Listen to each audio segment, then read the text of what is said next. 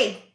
All right, we are back and we're in our third week of our virtual artist series on tapping into the creative flow.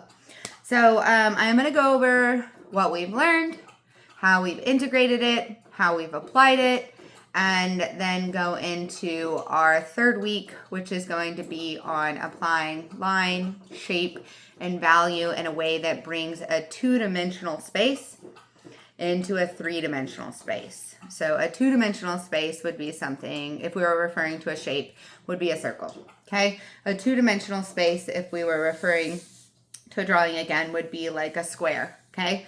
And then we want to move that from the two-dimensional space into three-dimensional. So we would take a circle and it would turn into a sphere. We would take a square and it would turn into a cube. So how do we do that in drawing, right? You know this. We use value. And the value is light to dark. It creates contrast and it brings something to life. It creates space, okay? It creates the illusion of space because you are still working on a two-dimensional surface unless you are working with clay, which my students, I did give you clay, and we'll introduce that into a smaller segment in person, or not in person, on our live on Tuesday. But for this purpose, we are just going to talk about the two-dimensional space, which would be your paper or your canvas. And my students who are working digitally, that's still a two-dimensional screen, right?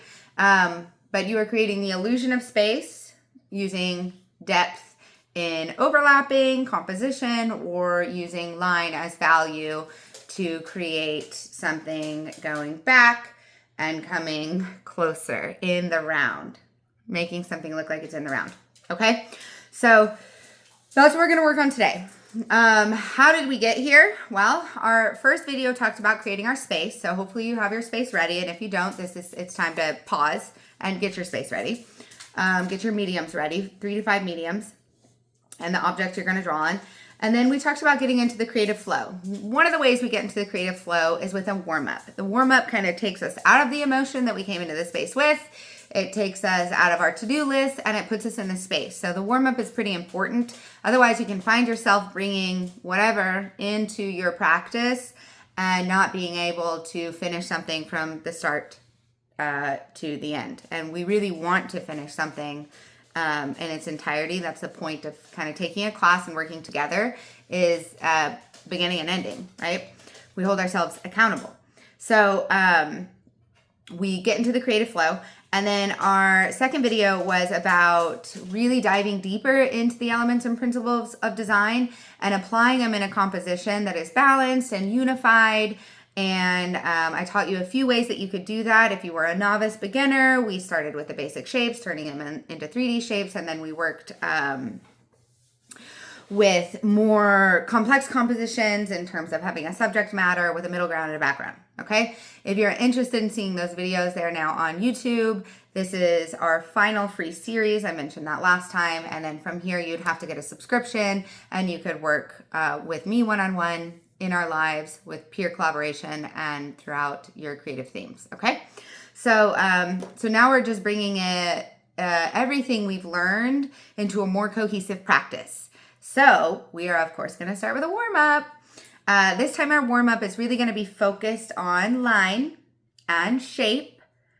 And we are going to do something that feels really silly, but has a profound impact on your observational skills as an artist, okay? So it's called a blind contour. Blind contour.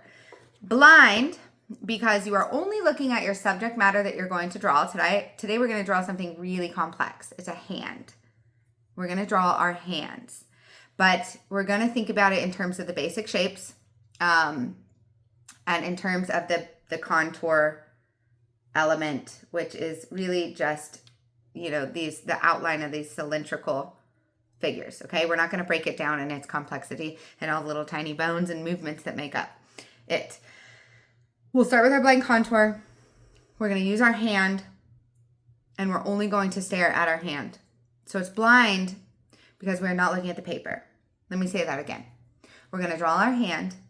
We're only going to look at our hand. And we are going to be drawing on the paper as we do it. So it's blind because we're not looking at the paper. Okay?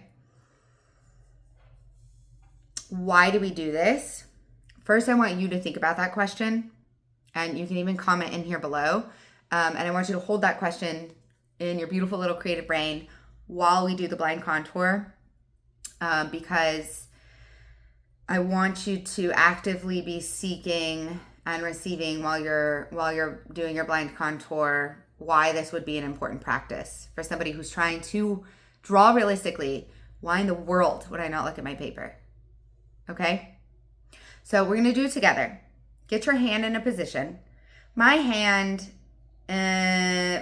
let's keep it simple, okay? I can draw in a very dynamic way, in a really complex way, but for the sake of this video, let's keep it simple, okay? So I'm going to keep my hand open.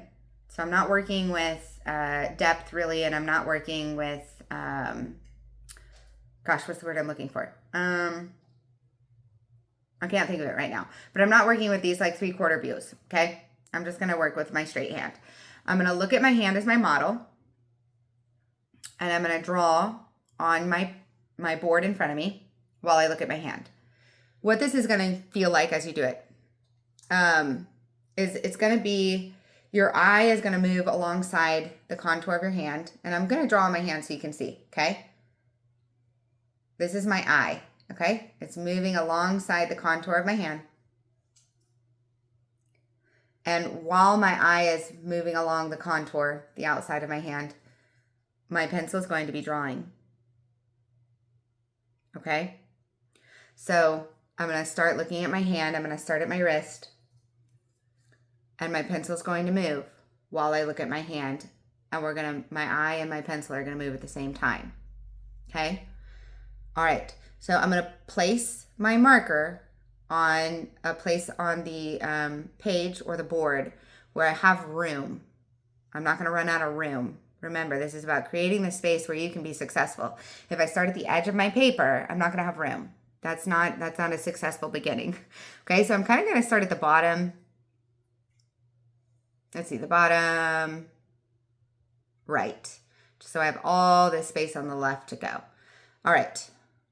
I feel like it would be best if I showed you while I drew. So I'm going to do that actually. I'm going to turn this around, and instead of you watching me look at my hand, you're actually going to watch me draw a blind contour drawing. And then if you'd like, you could do it on your own, or you could do it with me, whatever feels best. Okay, let's do that.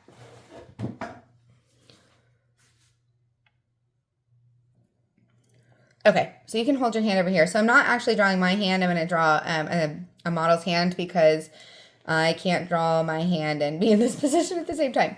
All right. Could I just like put my head right here? Well, no, because I need to see your hand. I know, but like I'm gonna put my head through the hoop, so it's just like my shoulder. Oh, I see what you're saying. So yeah. So I can hold it. Okay. Like that. Yeah, they don't necessarily need to see your hand though. Just me. Okay. All right. All right, and I'm gonna begin. So I'm gonna, well, actually, it might be helpful. So put your hand up here and put it out like straight. And you don't really have to put it on the board, but okay. So remember, I'm only looking at their hand starting here. I'm not looking at my drawing, okay? I understand my drawing's over here, so maybe it looks like I'm cheating, but I'm not, because your hand should be right next to your drawing as well. My eye's gonna stay here the whole time. All right, and now I'm gonna go. Okay, don't move your hand, please, and thank you. Your hand is, okay. Notice I'm moving slowly. Okay, because when you're being mindful of each line, it's difficult to move at a fast pace. When you don't know something and you haven't been somewhere, you have to slow down. I am getting these little crevices that make up the indentations on the fingers. Those are really important because fingers are not just cylindrical shapes, right? They're much more complicated than that. And that's why as artists, sometimes, beginning artists, we don't draw them. Okay, and I know it's going to get difficult for you to... All right. Done? No. Almost. Okay, now I'm coming around to the middle finger. I'm going to get this coming out.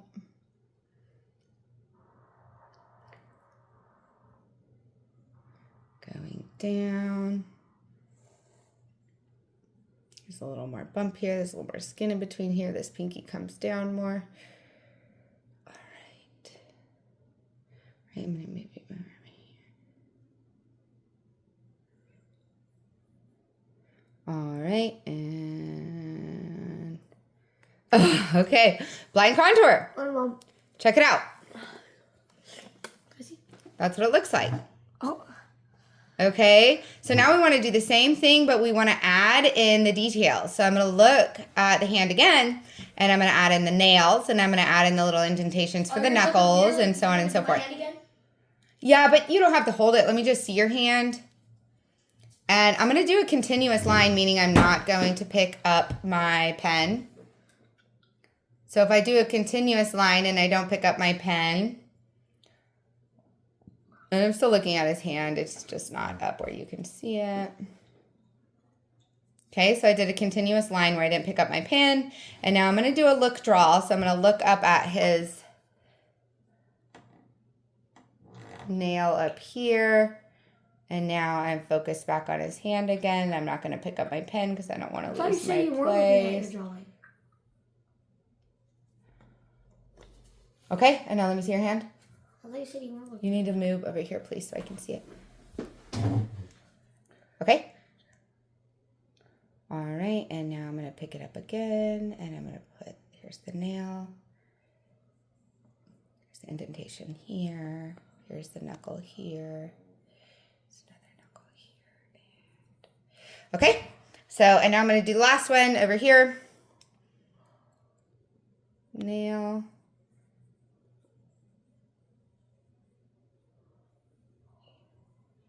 Okay, blind contour hand.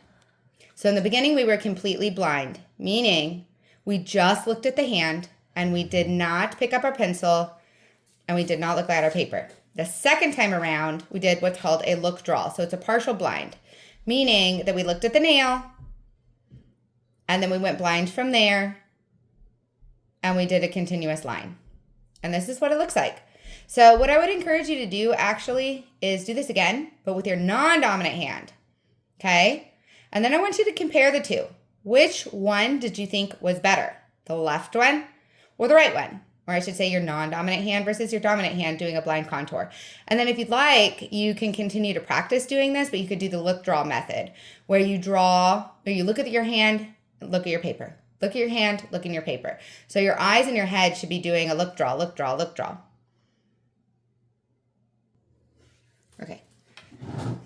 Okay, once you've practiced that enough times, I want you to start changing the position of your hand and try that. Okay? Change the position of your hand and try something like that. Look at this. Okay, so I have another student working on it. Let me show him. But the difference between mine and yours is that, yes, yeah. I went slow and you go fast. So in the private group, I'll give you guys more examples. I'm not going to put them here, but you can look up blind contour, hand blind contours online and see what they should look like. So we moved a little quickly here, so it looks a little generic and we have the kind of sausage fingers, but our fingers really don't look like that, right? So now what I'd ask you to do is go in and do the continuous line contour with the nails and the knuckles.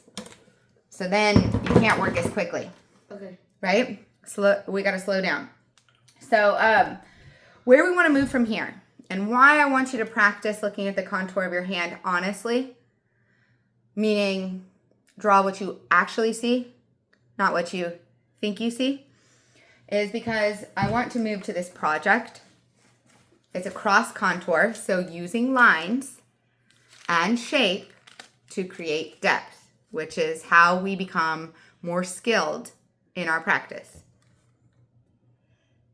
Okay, so here's the different hands, okay, with a cross contour, which I'll teach you.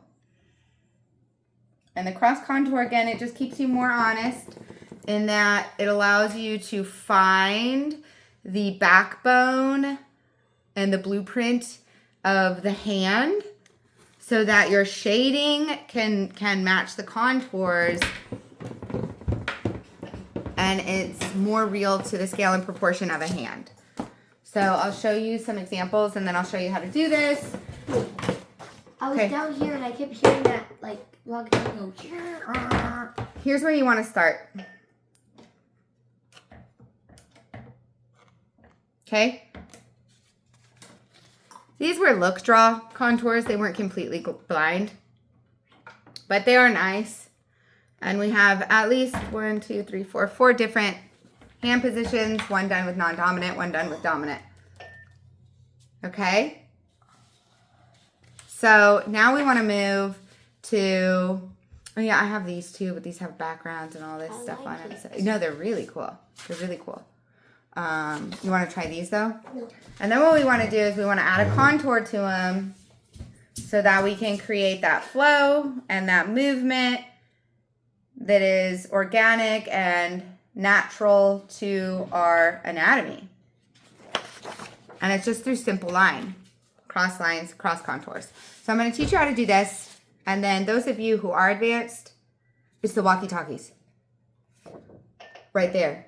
Those of you that are advanced, we have a beeping and we can't figure out what it is. You can make this a project. So what I mean by that is I had students take the idea of these hands and they added a background, middle ground, and foreground. They added pattern, they added design, they added color.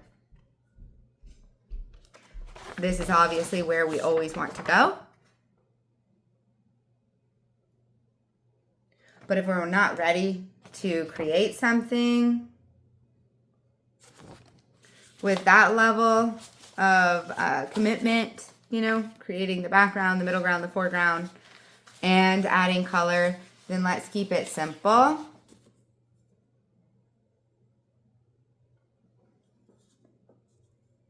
And just practice the contour of our hands and how to create a contour within them so that they are more realistic, okay?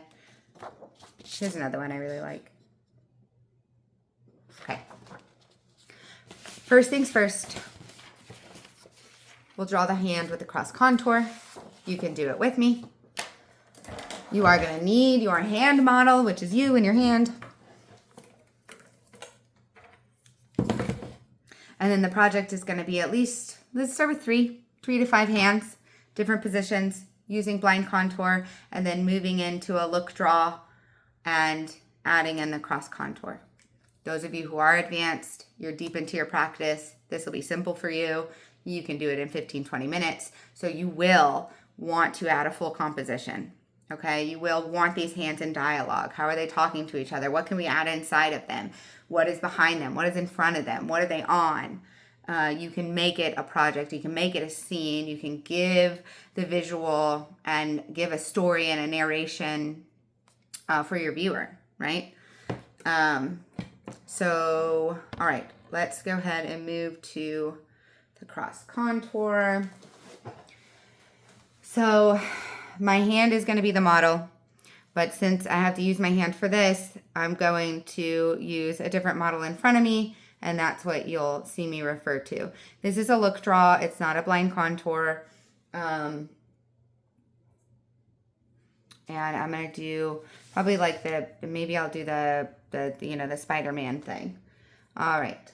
So I'm still going to scale this to size, which means I want the hand to be realistic in terms of its size. So I'm going to start over here, giving me plenty of room to move around. Still moving nice and slow.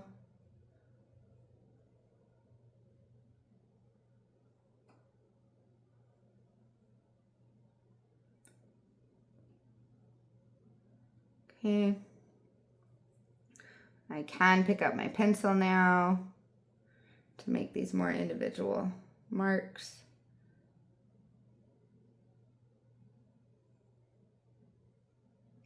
I'm trying to even get more gestural now. More sketch-like. Really get these Okay. Notice I'm doing a look, draw, look, draw.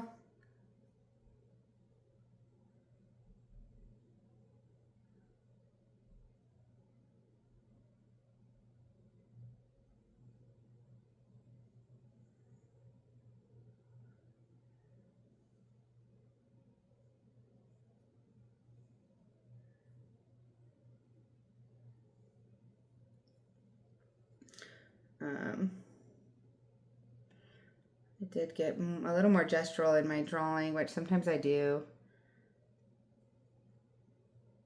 Because the straight line is so illustrative and harder to achieve individual marks that are authentic to the hand. All right, now I'm going to do a little measuring. See where that pinky actually comes in. The hands are always going to be really big to novice drawers, but they should, because hands are not as tiny as we make them.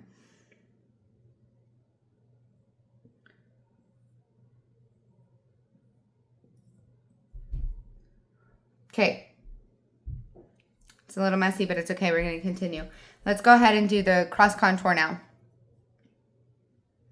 So we're going to start with our vertical lines, which are just going to follow the natural rhythm of the hand, but they're going to go in when we hit bumps in our hand. So right here, when I hit this part of my hand, my line will also go in, and then it'll come back, go in.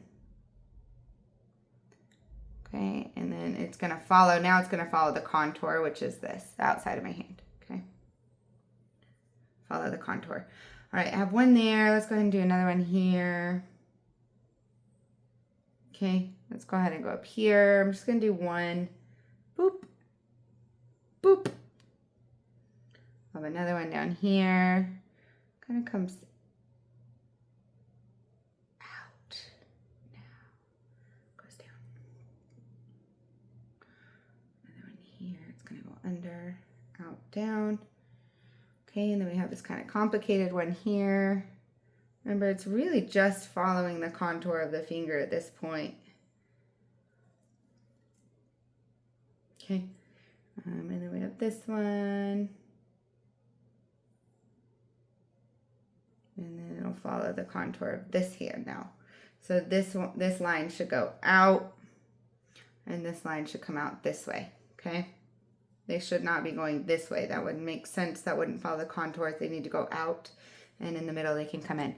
Now we're going to do the cross contour part, which is really going to drive home in the round feeling. That finger is no longer going to be flat. It's going to get round, okay? So now we're going to bring in the horizontal line, and anytime you hit that bump, your line curves. Anytime you hit that bump, your line curves. I'm going to go back to looking at the actual hand. Okay.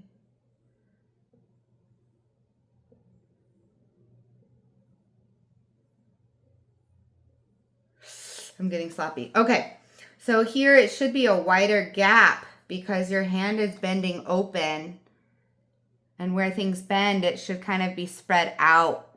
And then when it's getting thinner, the lines should be closer together. Okay, and now this line,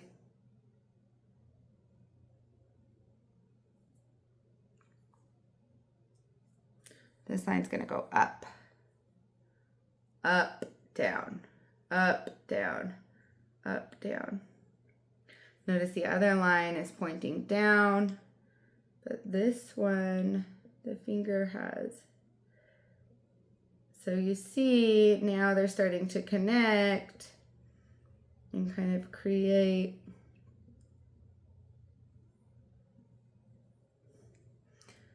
the flow of the fingers.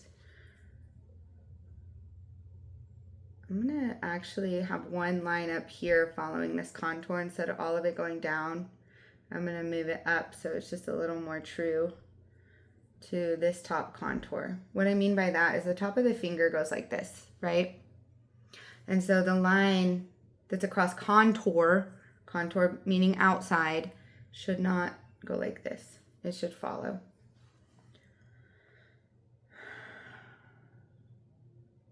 Okay, now let's go ahead and go to this finger.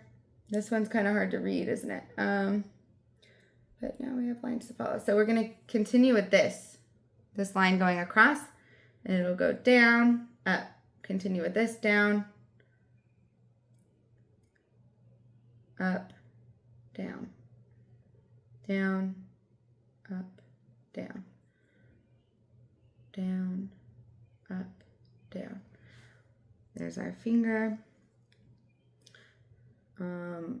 This is our other finger, and again, you start to kind of have this rhythm now, because you can't break from the flow of the other fingers. So same with here. You're going to take this up. This is going to straighten out a little bit. This is going to start to curve this way. And now we have this finger.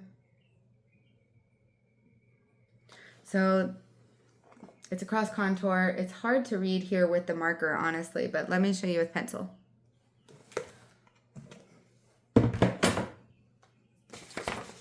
Thank you. Okay, so here's kind of the same thing with pencil. We have our vertical line coming down. It starts indents where there's knuckles or indentations in the finger itself. Okay, and then our horizontal lines are going to mimic the contour, but they might switch position if there is, like the bottom of our hand is rounded upwards. Okay, so at a certain point, your horizontal line might end up going a little more straight and then going the other way. And then notice that the line connects. Once you start creating these lines, they connect to the other lines, right? Because we have these really symmetrical bodies and features that all connect. So you have this line coming here. Well, it's also going to connect with the finger here. But you want to be careful because my marker kind of blended in together, okay? Here it should not blend in together. Here this line shows you that there is a finger. It doesn't show you that there is a connection between this part of the skin and this part of the skin. So you want to make sure that you have that, okay? This is complicated. Self-regulation is going to come in. You need to take deep breaths. You need to know that it's just a paper. It's just a pencil. Nothing here can harm you. But we can have a harmful experience inside our body if we're doing something that feels hard. Know that when something feels hard, you are learning.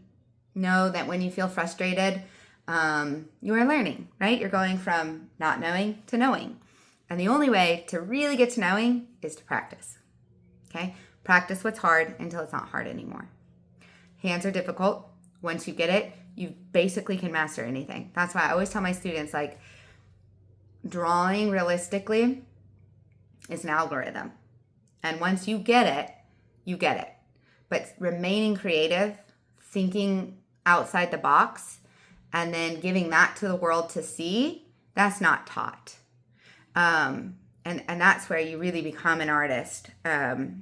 And you really shine as the individual that you are, which is the most important part, right? But this learning part helps you feel confident, and it also helps you start breaking the rules, okay? Once you know the rules, you can break them, okay? So let's start there. Your homework will be 3 hands, different positions, at least 2 blind contours, and then go ahead and try the cross contour. If you want to just have 1 cross contour, that's fine. I really think you should do at least 3. So, yeah, try 3 cross contour, which are these.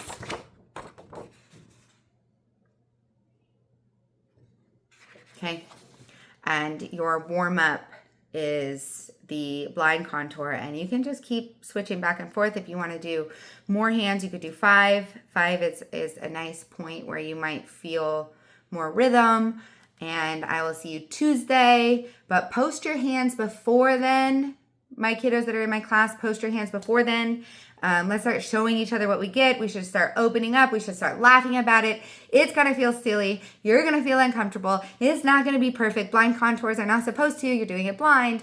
So let's share. Let's get all that out of the way so that when we meet, we have a really good foundation on what we're doing and we can just get started right away, get our giggles out, and really practice our more fundamental cross contours. Okay?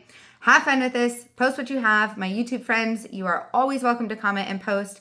Those of you who have found me and messaged me, it's been really fun. I can't wait to see you in the class. And we'll talk soon. All right. Bye, y'all.